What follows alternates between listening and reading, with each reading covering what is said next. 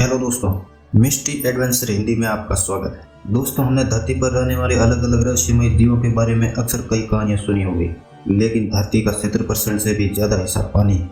इन विशाल समुद्रों और महासागरों को एक्सप्लोर करना असंभव है। समुद्र की इन अनंत गहराइयों में न जाने कैसे कैसे रहस्यमय जीव छुपे हो सकते हैं, जिनके बारे में हमें कोई जानकारी नहीं। समय समय पर लोगों का सामना तरह तरह की कई समुद्र में छिपे रहस्यमय जीवों से होता रहा और इसी आधार पर हमें कई ऐसे रहस्यमय जीवों के किस्से और कहानियां सुनने को मिलती रहती है।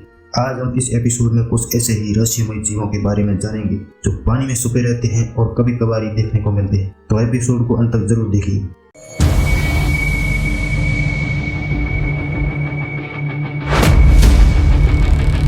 नंबर 1, कापा। दोस्तों, जापानीज इतिहास तथा उनकी पौराणिक लोक कथाओं में एक ऐसे जीव के बारे में जानकारी मिलती है जो शायद दुनिया में और कहीं पर नहीं देखा गया। यह जीव एक औसत इंसान से थोड़ा छोटा तथा इनकी त्वचा का रंग हरा बताया गया है। पारंपरिक जापानी लोक कथाओं में पाया जाने वाला एक उभयचरी योकाई दानव कहा जाता है। कैपा के सिर पर एक खास तरह का फ्यूएड होता है जिसे कैपा की जीवन शक्ति बताया गया है। ये आमतौर पर नदियों में रहते हैं। कहा जाता है कि इसका पसंदीदा खाना क्यूकम्बर होता है, लेकिन ये काफी खतरनाक भी हो सकते हैं क्योंकि फॉरेन क्लोथ में इसे इंसानों का हत्यारा भी कहा गया है। कहा जाता है कि ये अकेले इंसान को पानी के अंदर से अपने पास बुलाता है, उसके बाद ये पानी में डुबोकर उसे मार भी देता है और उस इंसान का लिवर खा जाते हैं। ये एम्फीबियस जीव बच्चों और महिलाओं को भी मार देते हैं। साथ ही कई बार नदी में नहाने वाली महिलाओं से आकर्षित होकर ये उनका रेप भी कर लेते हैं। जापान के कई टाउन्स और सिटीज में पानी के किनारे कैपा के सावधान करने के लिए बुश आज भी लगाए जाते हैं। दोस्तों, कहा जाता है कि कापा के सिर पर मौजूद फ्यूएड्स किसी तरह सूख जाए या नीचे गिर जाए तो इनकी जान चली जाती है। जब तक ये नदी के संपर्क में होती है तब तक वो फ्यूएड जनरेट होता रहता है, लेकिन नदी से दूर जाते ही ये सूखने लगता है। इनकी त्वचा चिपचिपी, स्लाइमी और टेक्सचर की होती है जो एक गाढ़ा पदार्थ होती है। कापा सिर्फ इवल ही नहीं बल्कि अच्छे भी माने जाते हैं। कहा जाता है कि अगर कापा को उनका पसंदीदा खाना खिलाकर खुश किया जाए तो जीवन भर उस व्यक्ति की मदद करता है। वो किसानों के खेत में सिंचाई भी करवा सकते हैं और लोगों को ताजा मछलियां पकड़कर भी दे सकते हैं तथा वो किसी बीमार व्यक्ति को ठीक करने में मदद भी कर सकते हैं। दोस्तों, जापान में कापा के किस्से और कहानियां इतनी मशहूर हैं कि वह कुछ ही दिन बताने वाले व्यक्ति को इस जीव का नाम सुने जरूर मिल जाता हो। कापा के हजारों की तादाद में किस्से मिल जाते हैं। हम इनके बारे में एक साइटिंग के बारे में बात करेंगे। ये किस्सा है जापान के योकोसुका सिटी के पास मौजूद यूएस नेवी बेस 1978 मकोटो और टोशियो नाम की दो कंस्ट्रक्शन वर्कर्स नेवी बेस के पास ही एक साइट पर काम कर रहे थे। शिफ्ट खत्म होने के बाद वो दोनों घर जाने लगे, तभी उनकी नजर एक जीव पर पड़ी। मकोटो ने बताया कि वो नदी से बाहर आया तथा किनारे पर खड़ा हो गया। वो न तो मछली थी और न कोई जीव, वो कापा ही था जो उन दोनों को वहाँ खड़े होकर देख रहा था। फिर वो वापस नदी में चला गया। Number 2, siren. ये जीव सबसे आकर्षक रहस्यमय जीव है। साइरन ग्रीक मैथोलॉजी में सबसे पहले अपीयर हुई।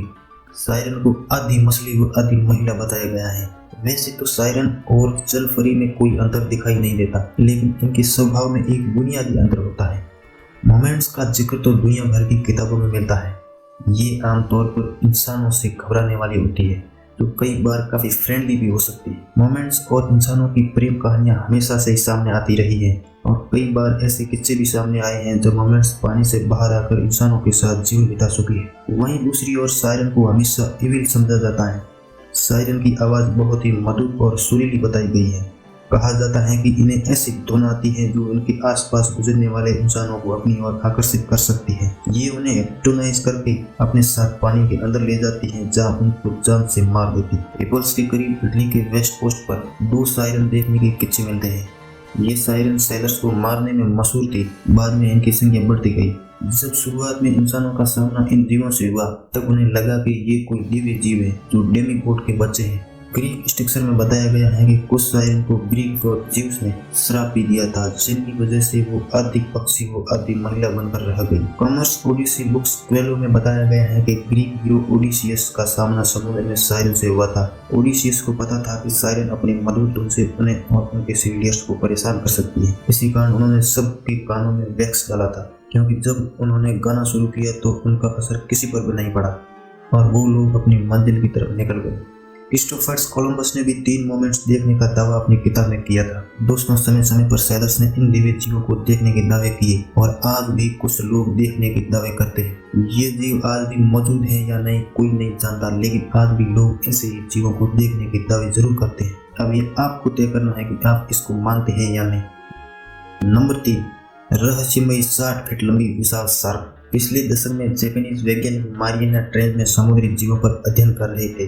दोस्तों, मारियाना ट्रेंच या मारियाना गर्त विश्व का सबसे गहरा गर्त जो फिलीपींस के पूर्व में स्थित है। ऐसा माना जाता है कि इतनी गहराई में रहने वाले जीव बहुत ही कम जो समुद्र में रहने वाली दुर्लभ प्रजाति है।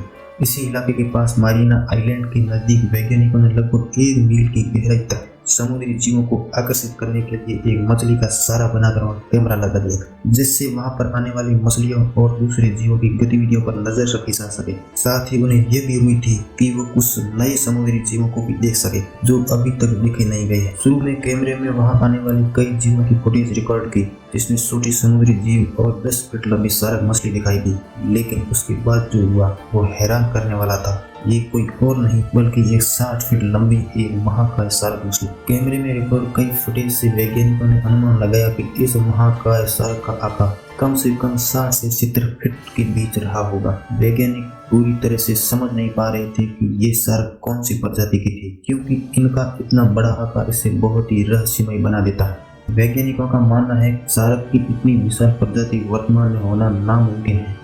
कुछ वैज्ञानिकों का मानना है कि ये स्लीपर शार्क हो सकती है, लेकिन आज तक 30 फीट से बड़ी स्लीपर शार्क कहीं नहीं देखी गई। तो ये विशाल शार्क आखिर थी क्या?